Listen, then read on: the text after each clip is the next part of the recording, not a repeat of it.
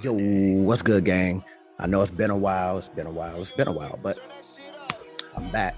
Um, so with this first one, man, the first one, shit, might be the only one tied. But what was I gonna say, man? It's late. Um, we are gonna get into some NBA talk. We're gonna tap in with Redick's podcast. He had Paul George on, and Paul brought up a good point concerning injuries in the NBA and how do I put it? They're soft.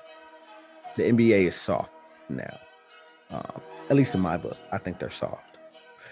I don't feel there's a love for the game as much anymore. I feel like the money speaks more than the play.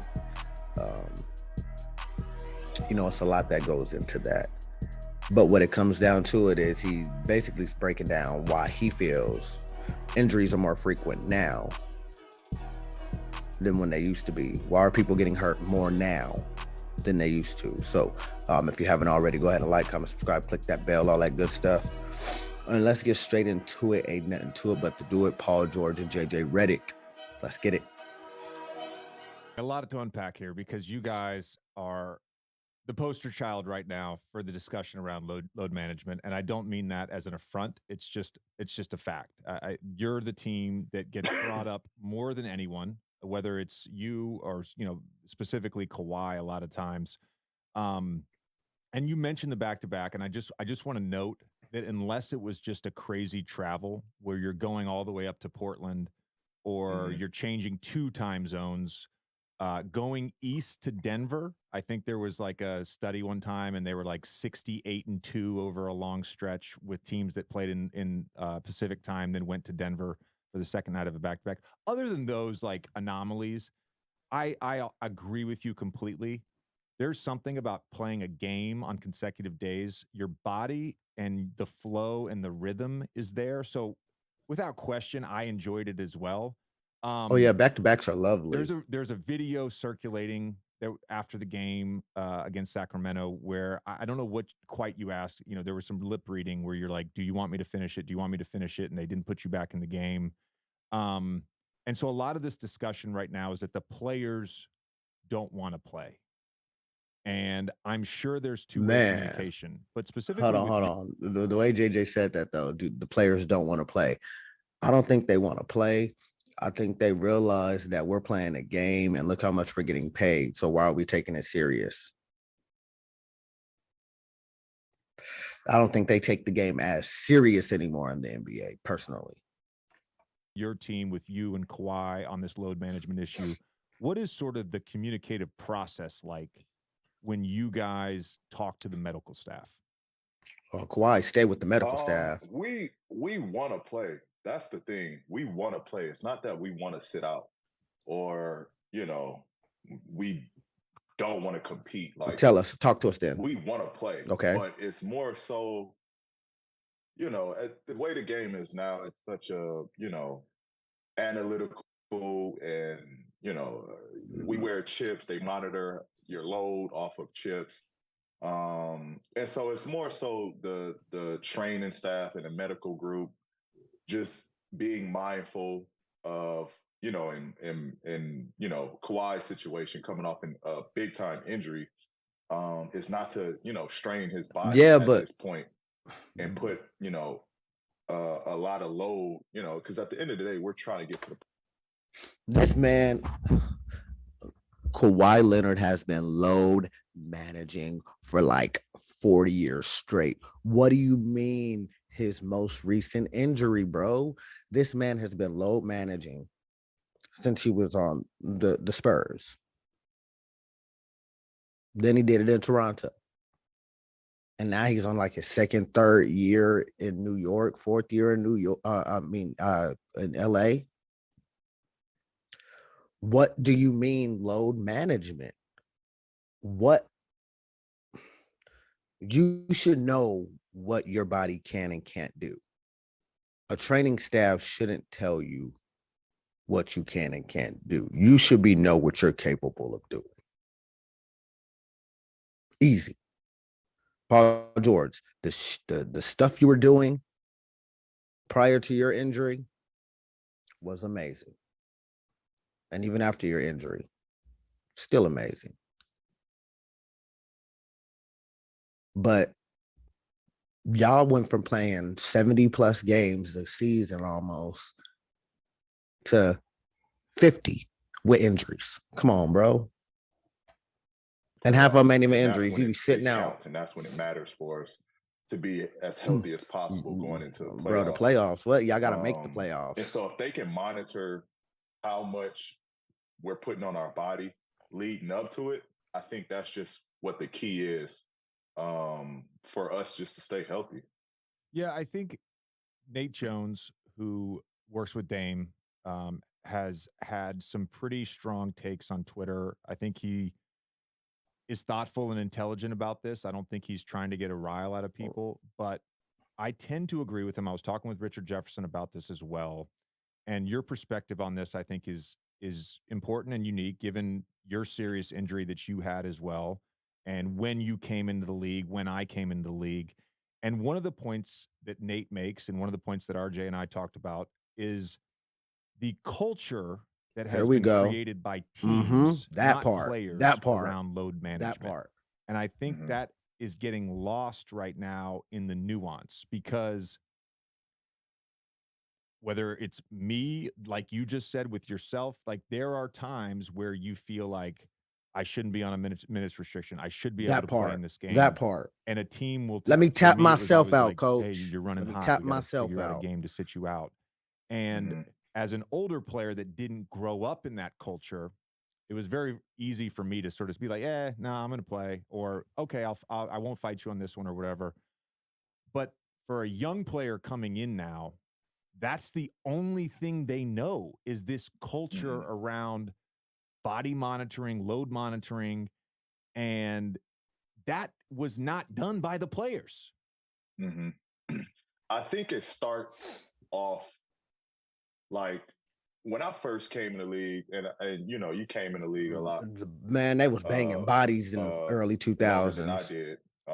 Not trying to age you at all, JJ. All right. But the older we get, the older. Just first of all, Paul, the older you and I get, the closer you are in age to me. You realize that, right?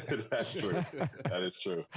But you know, when I came in the league, like, and I went to a blue collar team that worked extremely hard. Facts. He was on Pacers. That was like the norm. Like practicing hard.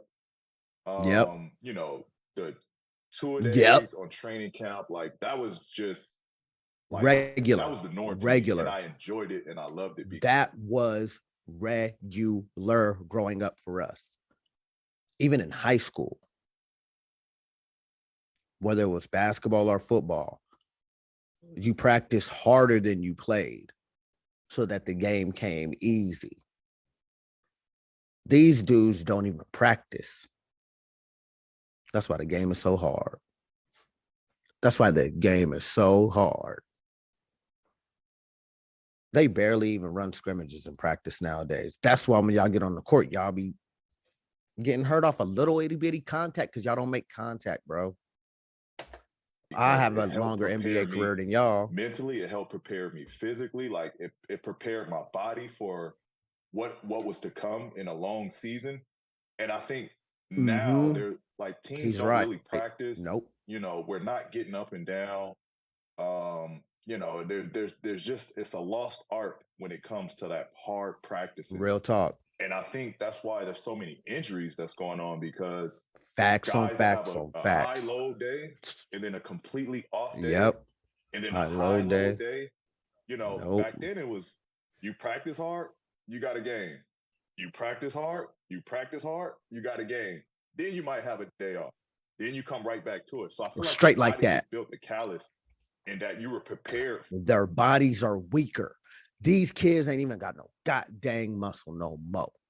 They all skin and bones and twig feet and twig ankles and twig legs. Not a muscle on their body. These kids can't even lift more than 225 pounds on a bench. Not saying they got to be the strongest dudes in the world, once everybody seen that Kevin Durant didn't have to bench a freaking weight and was still a great player, all these kids basically put working out to the back end. There is no reason why, I hate to say it, why are they load managing?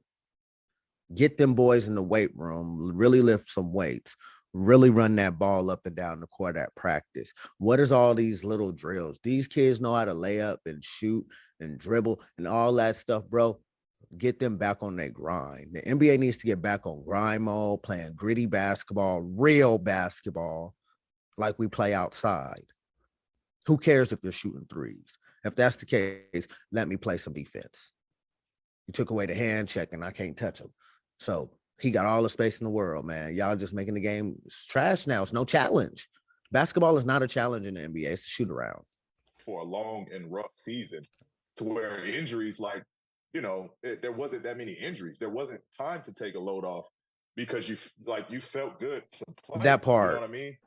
And I think now it's lackadaisical. It's so lackadaisical now in the NBA. It's almost the reverse. They think by giving us time off, it's helped managing our bodies. But in honesty, I think it's just making us weaker as players. Bingo! Without right there. And strain to our bodies. Right there. One other thing I want to note on that, because I think it's a great right there. point He just hit it on the point. The practice load then leading to the game.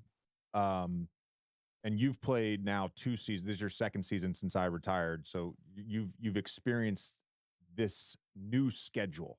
And by new schedule, I mean they both play. Paul's played on both sides. Maybe it was 18, maybe it was 19, but somewhere around that time period, there was an emphasis with the scheduling around eliminating as many 4 and 5 nights, which I don't even know if they exist anymore. Eliminating 5 and 7 nights, eliminating 3 and 4 nights, and on paper, I think it sounds great. I really do. It all sounds great. Oh, they get a break. The problem is, prior to them changing that, you would play 5 and 7, and maybe you finish on a Monday.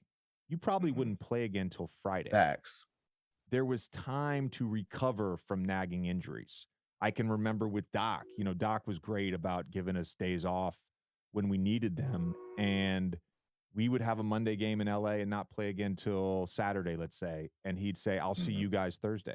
And we would go in knowing Thursday and Friday are going to be hard practices. They're going to run you. But now I get a little break here to recover. And you go in the gym, maybe you do your maintenance work. Maybe you do your Do they even go to the gym? No, they be shopping on Instagram, on TikTok. With the current schedule. Man, I'm going to leave it right there, bro. For JJ and Paul. As for me, I personally feel like these guys in the NBA don't love the game anymore. They love the things that come with the game. They love the things that come with being an NBA star. They don't want to put in the work. They don't want to work hard. They don't want to do none of that, but they want all the glory. You can't even stay on the court for a full 82 games, bro. Come on, man. That's just wild to me. You can't stay on the court a full 82 games or even 70. Something's got to give. Either y'all get these ballers back working hard, or it's just over. But that's gonna do for this one, man. Y'all go ahead and like, comment, subscribe, click that bell, all that good stuff. This your boy Weasel, and we out this thing. Yeet.